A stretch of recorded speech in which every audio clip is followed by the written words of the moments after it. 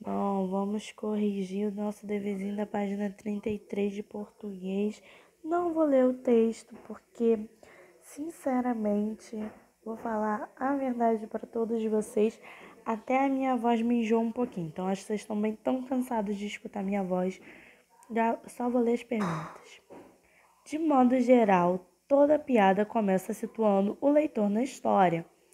A piada lida Na piada lida, a frase que contextualiza a narrativa, tô tremendo, meu Deus do céu. Certo dia, um mágico foi apresentar-se num navio. Identifique as palavras fundamentais nessa frase para situar o leitor na história. Palavras fundamentais: mágico, né? Porque foi ele que foi. E para onde que ele foi? Aonde ele foi se apresentar? Navio. Então, as palavras fundamentais é o mágico e o navio. Que informações essas palavras fornecem? Elas informam quem é um dos personagens principais e o lugar onde passa a história. Que eu acabei de falar. O mágico que foi se apresentar e o navio aonde ele foi se apresentar. Mágico, ele é um dos personagens principais e o navio, o lugar onde vai se passar a história. Releia o terceiro parágrafo. Primeiro parágrafo, certo dia, taranã. Segundo parágrafo, o capitão. Terceiro parágrafo. Só que o papagaio, a menina dos olhos do capitão, de tanto observar o mágico treinando, acabou decifrando todos os truques e durante as apresentações passou a gritar com estardalhaço todos os segredos para a plateia. Letra A, que perguntando aí, já li. Qual é a expressão que se inicia? Só que, tá iniciando, né? Então, a expressão só que, quando a gente retira alguma coisa do texto, a gente tem que usar aspas, tá? Essas coisinhas assim, ó, duas coisinhas aqui em cima, não esqueçam disso. O emprego. Bom, o emprego dessa expressão marca um novo momento da narrativa. O aparecimento de uma situação problemática. Que problema é esse? Qual que é o problema? O papagaio, de tanto observar um mágico, treinando, acabou decifrando os truques.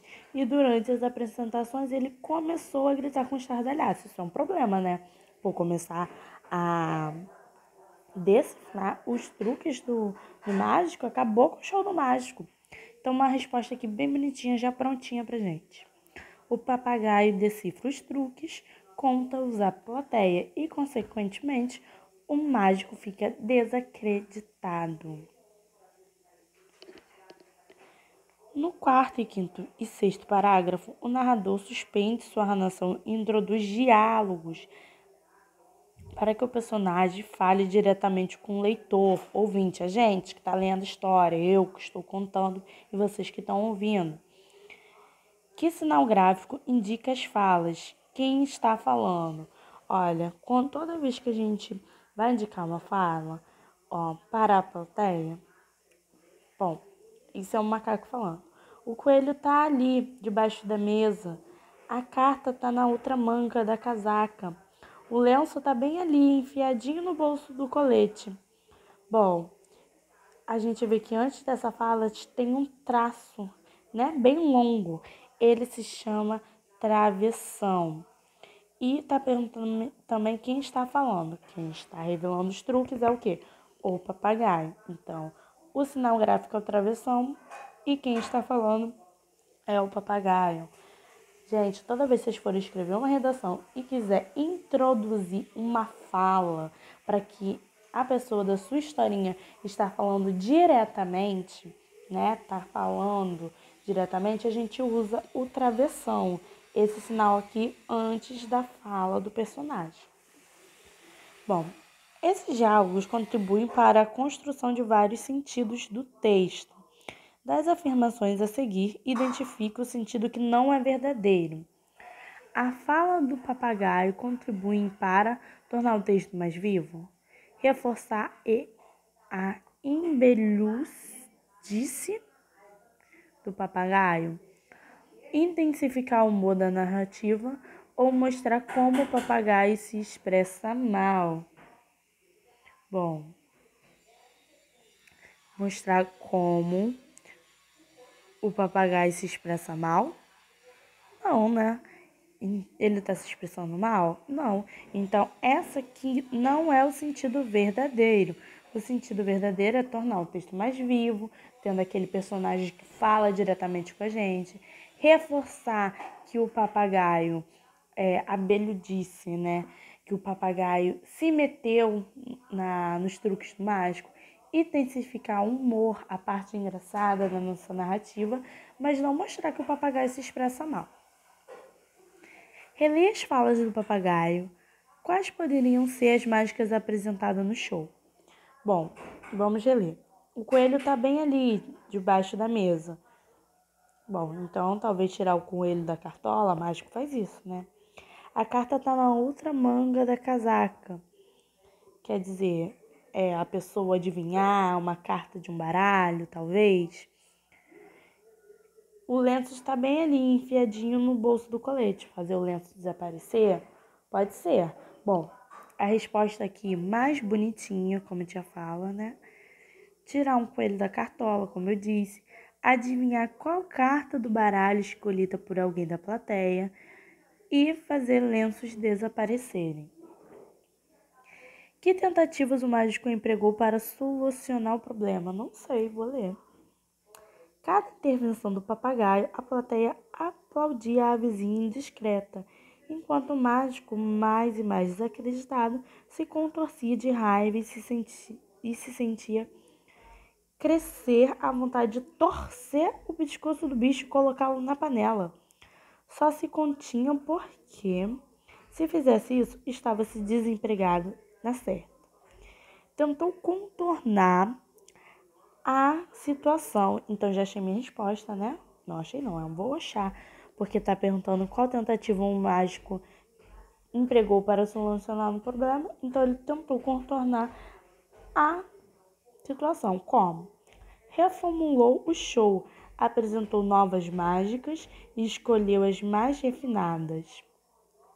Então, essa foi a solução dele, né? Reformulou o show, apresentou novas mágicas e escolheu as mais refinadas. Faz parte da estrutura do gênero piada terminar a história com um final surpreendente. Qual foi a surpresa no final de O Papagaio e o Navio? Bom, vamos ler logo aqui. O papagaio achou que o naufrágio do navio era mais um truque do mágico, mas não era, né? Por que isso é surpreendente? Porque esse pensamento do papagaio contraria totalmente o pensamento lógico do leitor, do ouvinte, da gente que está, né, lendo, tendo conhecimento dessa história. O navio desapareceu no naufrágio.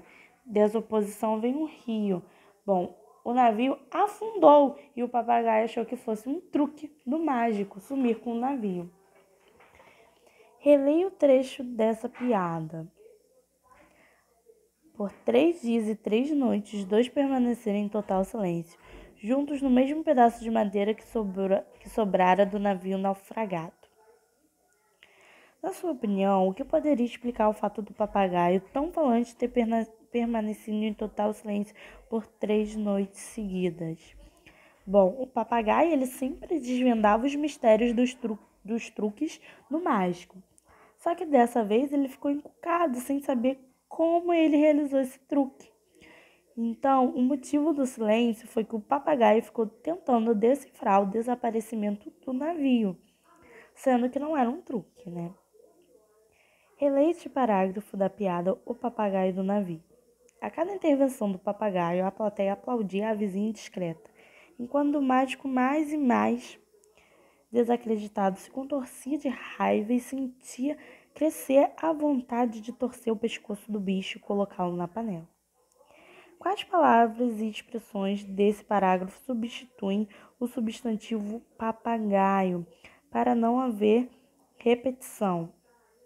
Bom, cada intervenção do papagaio, a plateia aplaudia a vizinha discreta. Quem é a vizinha discreta? O papagaio. Então, esse é um dos substantivos que foram substituídos.